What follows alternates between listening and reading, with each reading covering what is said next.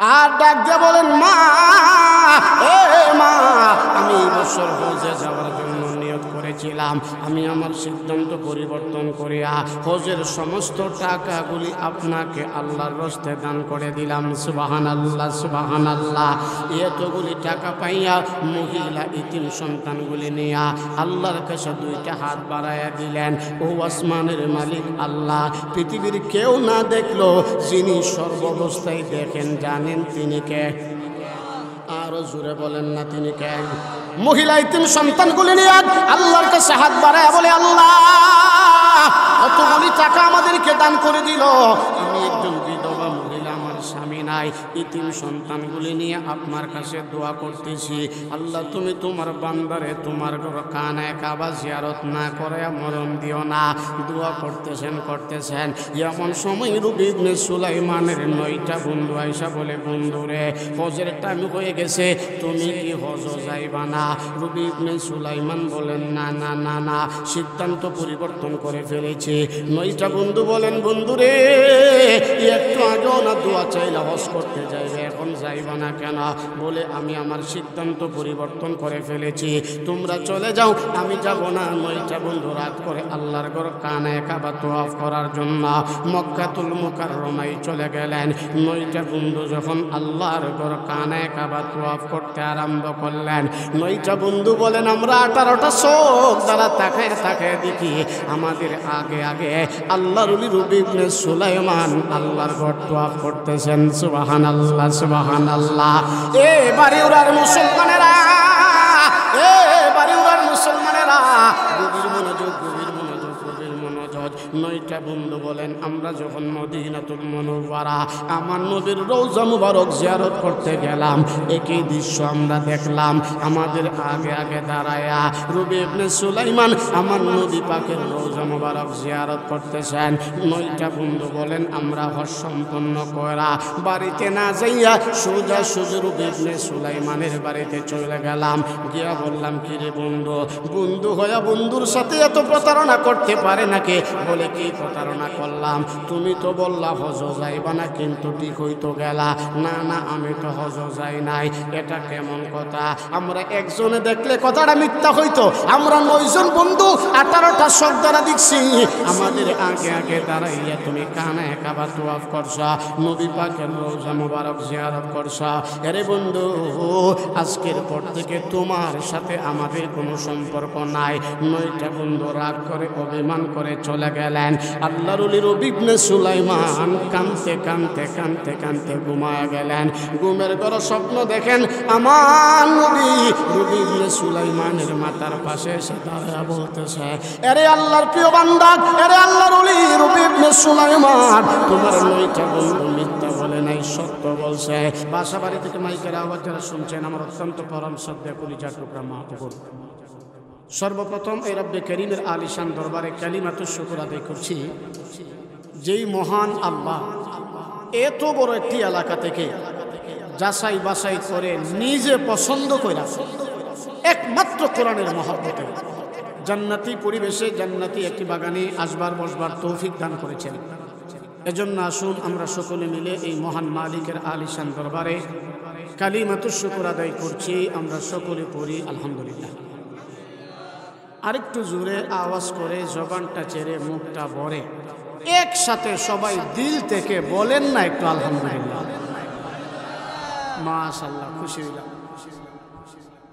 আমি আমার মূল আলোচনা শুরু করবার আগেই লম্বা সুর আলোচনা করার কোনো সুযোগ নাই, কারণ আমার পরেই আমাদের রাহবার আল্লামা মেহরাজুল্লাহ কাসিমি দামাত বরকাতুম আসবেন, কিছু কথা বলবেন, দোয়া করবেন। যেহেতু মাহফিলটা 3 দিন, আজকে দ্বিতীয় দিন, আগামীকালকে শেষ দিন, এজন্য লম্বা সুরা করার কোনো সুযোগ নাই। এজন্য আমি আমার মূল আলোচনা যতক্ষণই করি, আলোচনা শুরু করবার আগে আপনাদের কাছে আমার আকুল আবেদন হলো এই, যতক্ষণ আলোচনা করব, যতক্ষণ শুনবেন, আমি নিয়ত করেছি আমি আমার মালিককে রাজি আর খুশি করার জন্যই করব। আপনারাও নিয়ত করেন, যতক্ষণ আলোচনা শুনবেন আমলের নিয়তেই শুনবেন, ইনশা। আর জোরে বলেন না ইনশা।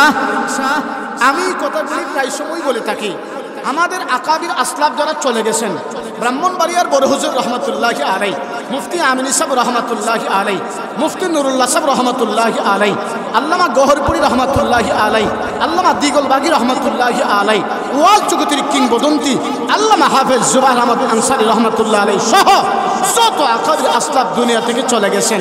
শুনেন, তাদের কথার ভিতরে সুর ছিল না, টং ছিল না, কৌতুক ছিল না, কিন্তু এক একটা কথা হীরার চাইতো দামি ছিল। আরে আপনারা ঠিক বললো ঠিক, না বললো ঠিক। কেন জানেন?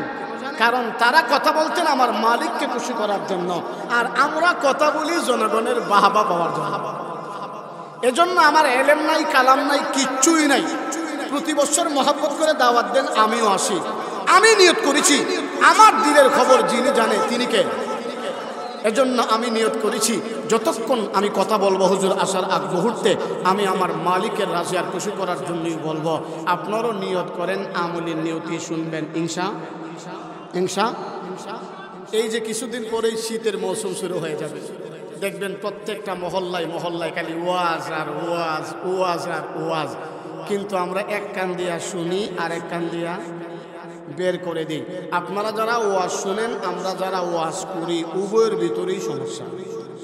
কথা বলেন না ঠিক কিনা? কারণ আমরা যারা ওয়াজ করি আমাদের মনে মনে একটা চিন্তা থাকে, কোন মাহফিলটাই গেলে একটু মানি বেশি পাওয়া যায়। আর যারা ওয়াজ শুনেন সবার না, কিছু সংখ্যক মানুষের মনে মনে এই ধারণা থাকে, আর ভাইরাল বক্তা কোন সময় আসবে আর কোন সময় টানটা দিবে। এই সুরের জন্য অনেকেই যান, আমলের নিয়তে অনেকেই যান না। এজন্য ওয়াজগুলি হচ্ছে এক কান দিয়া শুনছেন আর এক কান দিয়া বের হয়ে যাচ্ছে। এজন্য আল্লামা মেরাজুল্লাহ কাসিমির মতো যত বুজুর্গানে কেরাম আসবেন, বয়ান করবেন, দিলের কান লাগায় শুনবেন, একটা কথা বাড়িতে নিয়ে যাবেন, নিয়ে যদি আমল করতে পারেন দুনিয়ার জিন্দেগিও সফল, আখিরাতের জিন্দেগিও সফল। এই যে আমি বয়ান করতেছি, আপনারা শুনতেছেন, বয়ান শেষ হলে বাসায় যাবেন, ঘুমাবেন। ঘুম ভাঙলে সকাল, না ভাঙলে মাশাআল্লাহ জুড়ে কোন, না ভাঙলে পরকাল। তাহলে কিসের বাহাদুরি করে? এই যে ওয়াজ শেষ করে বাসায় গিয়ে ঘুমাবেন, ঘুম যে ভাঙবে এর কোনো নিশ্চয়তা নাই। তাহলে ঘুম ভাঙলেই সকাল, না ভাঙলেই পরকাল। এই আপনার মতো আমার মতো কত যুবক বন্ধুর মোটর সাইকেলের পিছে বৈশা আড্ডা দিচ্ছেন, মাদকখণ্ড যাবে, মৌলিবাজার যাবে, শ্রীমঙ্গল যাবে, ঘুরবে, কিন্তু আর ফিরত আসে নাই, অ্যাক্সিডেন্ট করে লাশ হয়ে বাড়িতে আসছে। আরে আপনার মতো আমার মতো কত যুবক মা বাবার চেহারা উজ্জ্বল করার জন্য বিদেশে পাড়ি জমাইছেন, কিন্তু আর আসে নাই। আসছে তো আসছে, প্যাকেট বন্দি হয়ে আসছে। এজন্য কার কখন কোন সময় মালাকুল মত চলে আসে আমরা কেউ বলতে পারি না। আরে মরণটা এত কাছে, ডান দিকে সালাম ফিরাই, বাম দিকে সালাম ফিরানোর কোনো ক্ষমতা নাই। এজন্য দুদিনের দুনিয়ায় বাহাদুরি করেন না, নিজের হাত আর জবান দ্বারা অপর ভাইকে কষ্ট দিয়েন না। ভাইয়ের ভালোবাসা নিয়ে যদি কবরে যাইতে পারেন, কবরে যাইতে দেরি আল্লাহ কবরটাকে ফুলের বাগান বানায় দিতে দেরি। আপনার ইন্তেকালের পরে মানুষটা যদি বলে আহ মানুষটা চলে গেছে, দেখলি একটা ডাক দিত, হাসি দিয়া কথা বলতো, একটা চা খাইবার আমন্ত্রণ করত, মানুষটা আজকে নাই, কবরের বাসিন্দা হয়ে গেছে। আপনার অগোচরে যদি এই কথা বলে আল্লাহ তুমি মাফ করে দিও, আল্লাহ খুশি হয়ে আপনাকে মাফ করে দিবে। আর আপনার মরার পরে যদি বলে ভালো হইছে মরছে, তাহলে জাহান্নামে যাওয়ার জন্য এটাই যথেষ্ট। জায়গা আলোচনা অনেক লম্বা, সময় অল্প। আমি আপনাদের সামনে যে আয়াতে কারিমা তেলাওয়াত করেছি, এই আয়াতে আল্লাহ বলেন ইয়া আইয়ুহাল্লাযীনা আমানুত্তাকুল্লাহ, আল্লাহ বলেন হে ঈমানদারেরা ইত্তাকুল্লাহ, তোমরা আমি আল্লাহকে ভয় করো। সবাই মিলে একসাথে আওয়াজ করে বলেন সমস্ত গুনাহ থেকে বাঁচিয়া থাকার একমাত্র উপায় বান্দার এই কলবটার ভিতরে যার বই থাকতে হবে তিনি কে? আরেকটু আস্তে, না না আরেকটু আস্তে কর। এই তো ফেব্রুয়ারিতে নির্বাচন, দেখবেন তখন কত পাওয়া।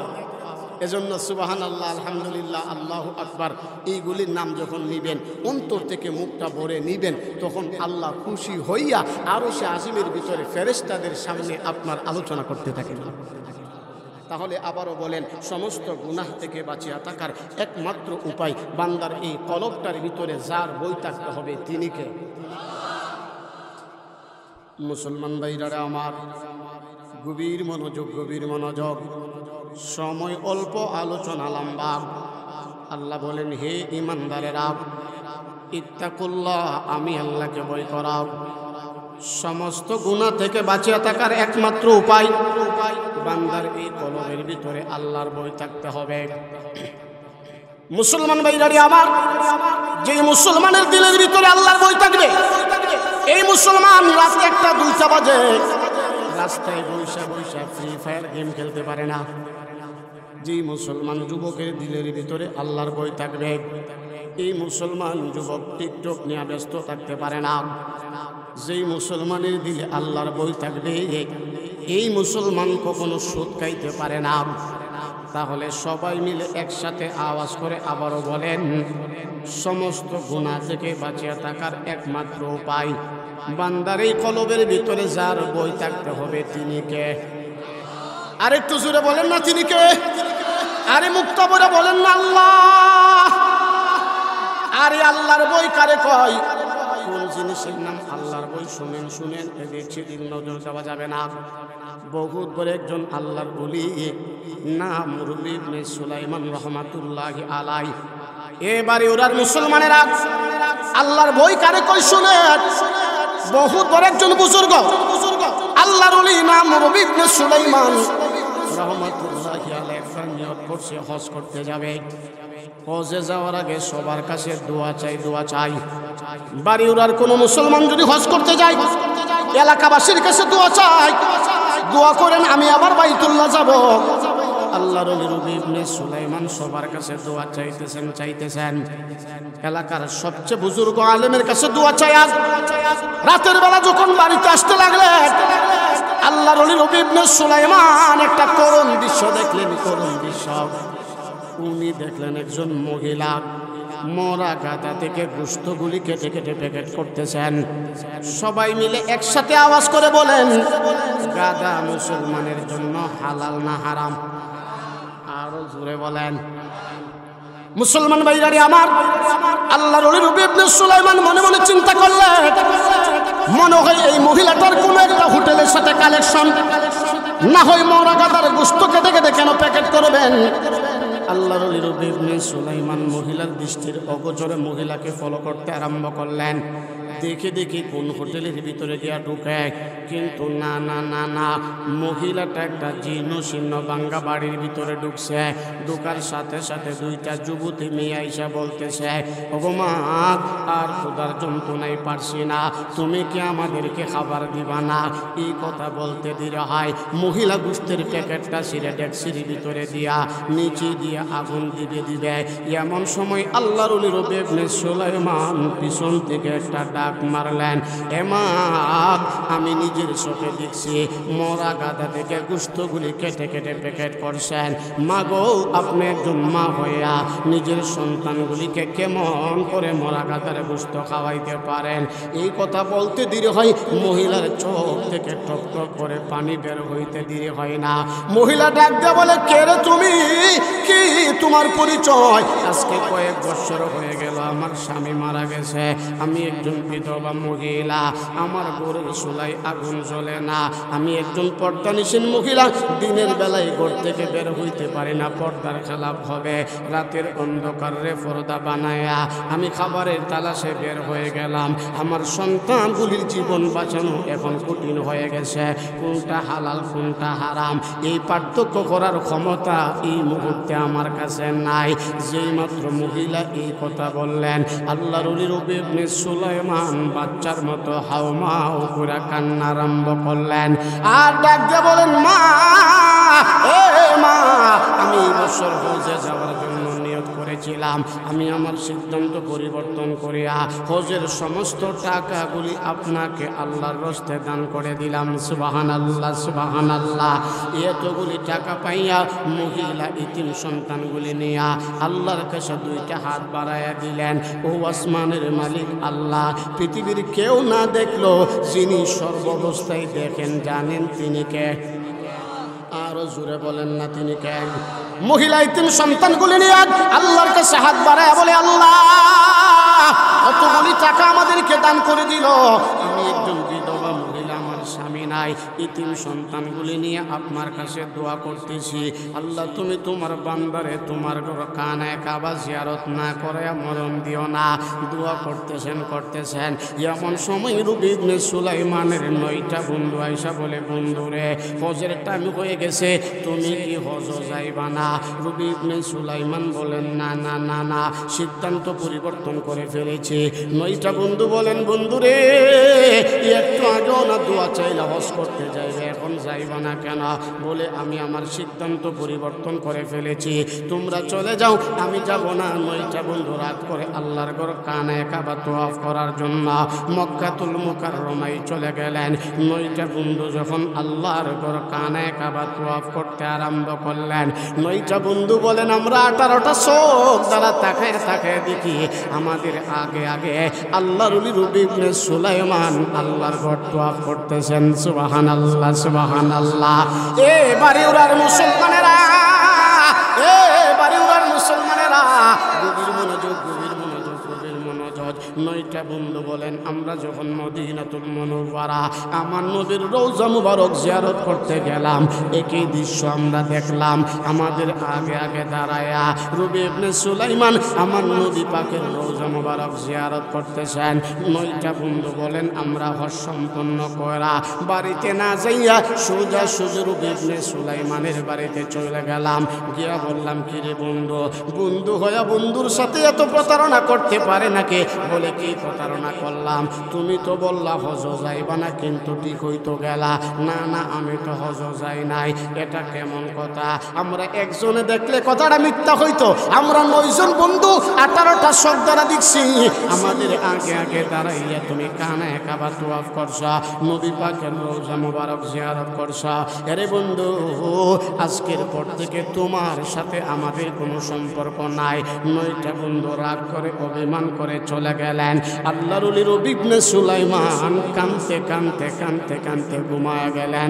ঘুমের ঘর স্বপ্ন দেখেন আমার নবী রবি ইবনে সুলাইমানের মাথার পাশে এসে দাঁড়ায়া বলতেছে, আরে আল্লাহর প্রিয় বান্দা, আরে আল্লাহর ওলি রবি ইবনে সুলাইমান, তোমার 9টা বন্ধু মিথ্যা বলে নাই, সত্য বলছে। ইয়া রাসূলুল্লাহ, ইয়া হাবিবাল্লাহ, আমি তো হজ করতে যাই নাই, সত্য হইল কেমনে?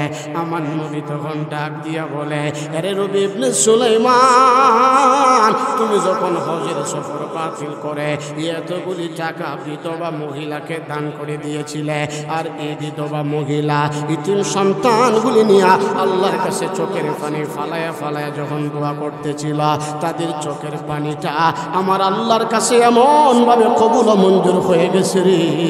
আমার আল্লাহ একজন রহমতের ফেরেশতা, তুমি রবি ইবনে সুলাইমানের চেহারার আকৃতি বানাইয়া এই বছর তোমার নামে তোমার হজটা সম্পন্ন করে নিয়েছে।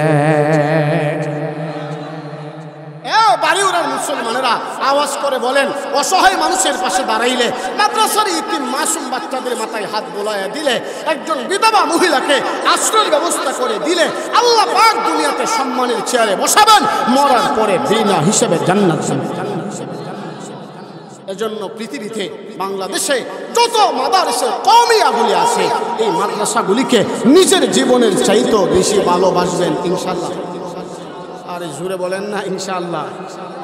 সম্মানিত সুধী, এজন্য আসুন, আল্লাহ বলেন, ইয়া আইয়ুহাল্লাযীনা আমানুত্তাকুল্লাহ, হে ঈমানদারেরা ইত্তাকুল্লাহ, আমি আল্লাহকে ভয় করো, ওয়া কুনু মা'আস সাদিকিন, আর সত্যবাদীদের দলভুক্ত হয়ে যাও। হক্কানি রব্বানি আলেম উলামাদের সাথে চলো, হক্কানি রব্বানি পীর মাশায়েখের হাতে বায়াত গ্রহণ করে তাদের ফর্মুলা অনুযায়ী নিজের জীবনটাকে চালাও। দেখো আমি আল্লাহ তোমাকে দুনিয়ার প্রত্যেকটা ঘাটে ঘাটে সম্মানী বানাবো, মরার পরে বিনা হিসাবে জান্নাতে। আলেম উলামার সহবতে চললে, উলামায়ে কেরামকে ভালোবাসলে, উলামায়ে কেরামের কথা শুনলে লাভ না লস? নবীজি বলে গেছেন, আল উলামা ওয়ারাসাতুল আম্বিয়া, উলামায়ে কেরাম নবীর ওয়ারেস। বাহিরের মুসলমানেরা, আমার নবী তো দুনিয়াতে নাই, নবীরে পাবেন কোথায়? এজন্য আলেম উলামাকে মহব্বত করবেন। আমার নবীকে মহব্বত করা হলো। মনে কষ্ট নিয়েন না। এই মাসটার নাম আরবিতে রবিউল আউয়াল। এই মাসের 12 তারিখে আমার নবী পৃথিবীতে আগমন করেছিলেন। কিন্তু আমাদের বাংলাদেশের তথাকথিত কিছু মুসলমান মনে কষ্ট নিয়েন না, দেখবেন সারা বছর কোনো খবর নাই। রবিউল আউয়াল মাসটা আইলে মিলাদের কোনো অভাব নাই। আল্লাহর কসম করে বলি, আল্লাহর কসম করে বলি, জশ্নে জুলুসে ঈদে মিলাদুন নবীর মিছিল করে, র্যালি করে আল্লাহকে পাওয়া যাবে না, নবীর শাফায়াত পাওয়া যাবে না যতক্ষণ পর্যন্ত পা থেকে নিয়ে মাথা পর্যন্ত 3.5 হাত বডির ভিতরে আমার নবীর সুন্নতের ইত্তেবা অনুসরণ না ঢুকাবেন, ততক্ষণ পর্যন্ত মিছিল করে স্লোগান দিয়া আশিক রাসূল হওয়া যায়? আশিক রাসূল হওয়া যায় না।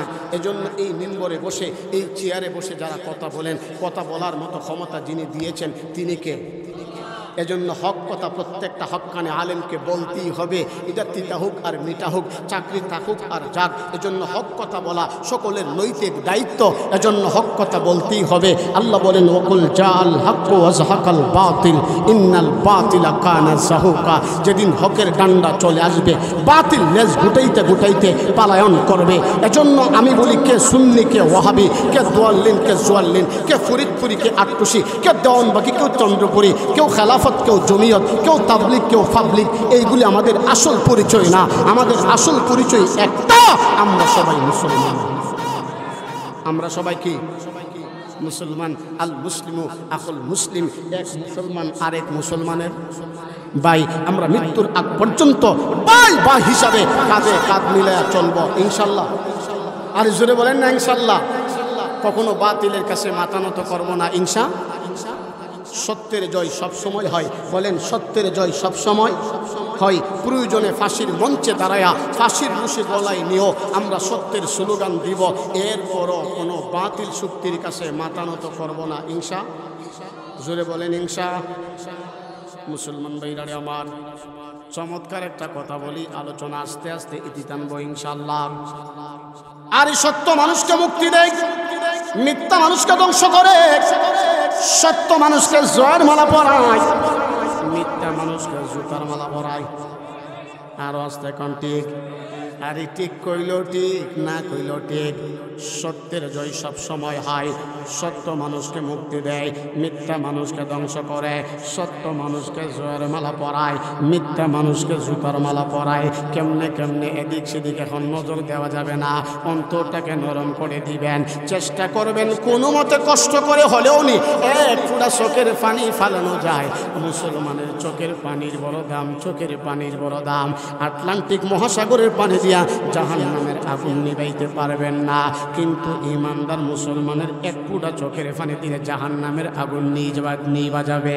এজন্য এখন চেষ্টা করবেন একটু চোখের পানি ফালাইতে পারেন। কিভাবে সত্য মানুষকে মুক্তি দেয়, মিথ্যা মানুষকে ধ্বংস করে। শুনেন বাস্তব একটা ঘটনা। হাকিমুল উম্মত আল্লামা আশরাফ আলী থানভী রহমাতুল্লাহি আলাইহি, এই বর্তমান বিশ্বের সবচাইতে বড় আলিম, পাকিস্তানের জাস্টিস বিচারপতি আল্লামা তুকি উসমানী দামাত বরকাতুহুম, শাইখুল হাদিস বললে মানুষ যাকে চিনে, শাইখুল হাদিস আল্লামা জাকারিয়া রহমাতুল্লাহি আলাইহি চমৎকার করে একটা ঘটনা বয়ান করেছেন। কিভাবে সত্য মানুষকে মুক্তি দিয়ে মিথ্যা মানুষকে ধ্বংস করে। শুনেন শুনেন, ঘটনা শুরু হয়ে গেছে মদিনা থেকে 350 মাইল দূরে একটা যুবকের বাড়ি। যুবক কোনো প্রয়োজন হইলেই মদিনা মুনাওয়ারা চলে যায়। আমার নবীর রওজা মুবারক জিয়ারত করে যুবক কলিজাটাকে ঠান্ডা করে ফেলে। একদিন যুবকের ইমার্জেন্সি দরকার, মদিনায় যাইতেই হবে। রওনা হয়ে গেছেন, যাইতেছেন দ্রুত গতিতে। যাইতে প্রায় 150 কিলোমিটার যাওয়ার পরে যুবকের ক্লান্ত আসলো। যুবক উটটাকে খেজুরের বাগানের মধ্যে ছেড়ে দিয়া একটা খেজুর গাছের মধ্যে হেলান দিয়া ঘুমায়া গেলেন। এদিক দিয়া বাগানের মালিক আইসা দেখলেন উটের পায়ের আঘাতে বাগানের ছোট ছোট সারাগুলি নষ্ট হয়ে যাইতেছে। উটটাকে বাগান থেকে তাড়ানোর জন্য ছোট্ট একটা পাথর দ্বারা ডিল দিলেন, ইদা দিলেন। ইদা এই পাথরটা উটের বুক বরাবর পড়ার সাথে সাথে উটটা মারা যায়। বাগানের মালিক এবার আফসোস করতে আরম্ভ করে দিলেন, ও আসমানের মালিক আল্লাহ, আমি তো উটটাকে মারার জন্য নয়, বাগান থেকে তাড়ানোর জন্য পাথর দ্বারা ডিল দিলাম, উটটা মারা গেছে। এখন এই উটের মালিকের কাছে আমি কি জবাব দিব? মুসলমান ভাইরা আমার, গভীর মনোযোগ, গভীর মনোযোগ। কিছুক্ষণ পরে উটের মালিক ঘুম থেকে উঠে দেখলেন উটটা মারা গেছে। উটের পাশে বাগানের মালিক দাঁড়ায় রইছে। জিজ্ঞাসা করলো, ও বাগানের মালিক, আমার উটটারে কে মারছে? বাগানের মালিক, যুবক রে, তোমার উটটাকে মারার জন্য আমি পাথর মারি নাই, বাগান থেকে তাড়ানোর জন্য পাথর দ্বারা ঢিল দিলাম, উটটা মারা গেল। যুবকের একমাত্র চলার মাধ্যম উটের মৃত্যুর সংবাদ শোনার সাথে সাথে যুবক আর জ্ঞানটাকে কন্ট্রোল করতে পারলেন না। এবার বাগানের মালিকের দাড়ির মধ্যে ধরে ঝাঁকুনি দিতে আরম্ভ করলেন। বাগানের মালিক ছিল বড় অসুস্থ, বাগানের মালিকও এই অবস্থায় মারা গেলেন। যুবকটা আফসোস করে তখন বলতেছেন, এরে আসমানের মালিক আমার আল্লাহ, আমি একজন নিরপরাধ মানুষকে হত্যা করে ফেলেছি, এর জন্য আমি খুনি, আমি অপরাধী। আল্লাহ, আমি খুনি হইয়া খবরে যেতে চাই না, আমি পবিত্র হইয়া খবরে যেতে চাই। এই কথা বলে বাগানের মধ্যে দাঁড়ায় রইলেন। কিছুক্ষণ পরে বাগানের মালিকের দুইটা সন্তান বাগানের ভিতরে ঢুকলেন। আর এই দুইকে দেখেন তাদের বাবার লাশ, পাশে একটা উট মরে পড়ে রইছে, উটের পাশে একটা নৌজওয়ান যুবক দাঁড়ায় রইছে। জিজ্ঞাসা করলো, যুবক রে, আমার বাবারে কে মারছে তুমি দেখছুনি? এবারে ওরা মুসলমানেরা একটা জবান কেউ বন্ধ রাখবেন না, পৃথিবীর কেউ তো আর দেখে নাই। যুবকটা তখন চাইলে মিথ্যা কথা বলতে পারতো, কে পারতো না? কিন্তু না, যুবকটা অপটকে স্বীকার করে ফেললেন, তোমার বাবারে হত্যা করছি আমি একজন খুনি, আমি একজন অপরাধী, আমি খুনি হইয়া খবরে যেতে চাই না, আমি পবিত্র হইয়া খবরে যেতে চাই, আমাকে তোমরা বিচারকের দরবারে নিয়ে যাও। মুসলমান ভাইরা আমার, তখনকার যুগটা ছিল খলিফাতুল মুসলিমিন হযরত ওমর রাদিয়াল্লাহু তাআলা আনহুর জামানা। আরে উমর কেমন গরম, সেই আলোচনা করার টাইম নাই, লম্বা সময়ের দরকার। এবার যুবকটাকে নিয়ে আমিরুল মুমিনিনের দরবারে গেলেন। যুবকটা সমস্ত কথা অপটকে স্বীকার করে ফেললেন। এবার বিচারপতি রায় দিয়ে দিলেন, হত্যার বদলে হত্যা। আগামী জুমার দিন, জুমার নামাজের পরে তোমাকে ফাঁসির কাস্টে ঝুলিয়ে হত্যা করা হবে। মুসলমান ভাইরা আমার, দুনিয়ার নিয়ম অনুযায়ী, দুনিয়ার সিস্টেম অনুযায়ী একজন ফাঁসির আসামিকে ফাঁসি দেওয়ার আগে জিজ্ঞাসা করা হয়, তোমার শেষ কোনো চাওয়া পাওয়া আসেনি? যুবকটাকে জিজ্ঞাসা করলো, যুবক রে, আগামী শুক্রবার জুমার নামাজের পরে তোমাকে ফাঁসির কাস্টে ঝুলিয়ে হত্যা করা হবে, তোমার শেষ কোনো চাওয়া পাওয়া আসেনি? যুবকটা বলে, আমিরুল মুমিনিন, আপনার কাছে আমার দুইটা চাওয়া। সবাই মিলে একসাথে আওয়াজ করে বলেন, কয়টা চাওয়া? যুবকটা বলে, আমিরুল মুমিনিন, আপনার কাছে আমার দুইটা চাওয়া। নাম্বার 1, আমি একজন ইহুদি ব্যক্তির কাছ থেকে কিছু টাকা ঋণ এনেছিলাম, ঋণটা পরিশোধ করতে হবে, না হয় মুসলমানের নাম ধরে গালি দিবে, ইসলামের বদনাম হবে। 2 নাম্বার হলো, আমার তো ফাঁসি হয়ে যাবে, জীবনের শেষবারের মতো আমি আমার মা বাবার সাথে, পরিবারের লোকের সাথে একটু দেখা করতে চাই। আমিরুল মুমিনিন বলে, যুবক, যুবক, মদিনা থেকে 350 মাইল দূরে তোমার বাড়ি, তোমার অনুমতি দিলে তুমি যে আবার ফেরত আসবা এর কোনো গ্যারান্টি নাই, এইভাবে অনুমতি দেওয়া যাইতে পারে না। হ্যাঁ, যদি তুমি কাউকে জিম্মাদার জামিনদার বানায় যাইতে পারো, অনুমতি দেওয়া যাইতে পারে। যুবক বলে, আমিরুল মুমিনিন, মদিনা থেকে 350 মাইল দূরে আমার বাড়ি, এখানে আমার মা বাবা আত্মীয় স্বজন কেউ নাই, কেউ আমার জামিনদার হবে, জিম্মাদার হবে। যুবকটা বারবার চেহারাটা ঘুরাইয়া এদিক সেদিক তাকাইতে থাকে, কেউ নেই দাঁড়ায়। হঠাৎ করে মজলিসের ভিতর থেকে একজন মানুষ দাঁড়ায় গেলেন। এই মানুষটা আবার সাধারণ কোনো মানুষ না, আল্লাহর নবীর খাদেম হযরতে আবু যর গিফারী রাদিয়াল্লাহু তাআলা আনহু। আরে কেমন খাদেম, কেমন খাদেম! হযরতে আবু যর গফারি খাদেমে খৈরুল বশর খিদমতों में जिंदगी भर ना बनाया अपने घर নবীজির এমন একজন খাদেম নবীর খেদমত করতে করতে নিজের জন্য একটা ঘর পর্যন্ত বানাইতে পারে নাই। আবু যর গফারি রাদিয়াল্লাহু তাআলা দাঁড়ায় গেলেন, লাব্বাইক আমিরুল মুমিনিন, আমি এই যুবকের জিম্মাদার হইলাম। আমিরুল মুমিনিন বলে, আবু যর গফারি, যুবকটা কিন্তু অপরাধী, সে যদি না আসে তার পরিবর্তে তোমাকে কিন্তু ফাঁসির কাস্টে ঝুলতে হবে। আবু যর গফারি ডাক দিয়া কই, আমিরুল মুমিনিন, আমার নবী রেখে যাওয়া হাদিস, আল মুসলিম আবুল মুসলিম, এক মুসলমান আর এক মুসলমানের ভাই, সে আমার ভাই, কোনো অসুবিধা নাই, বিদায় দিয়া দেন। সে যদি না আসে তার পরিবর্তিতে আমি ফাঁসির কাস্টে ঝুলবো, কোনো আপত্তি নাই। বিদায় দেওয়া হলা। যুবকটা বাড়ির দিকে যায় আর কান্দে আর চোখের পানি ফেলে। আহারে, আমি জানি বাড়ি গেলে আমারে কেউ বিদায় দিবে না, কিন্তু আমার তো আসতেই হবে, আসতেই হবে।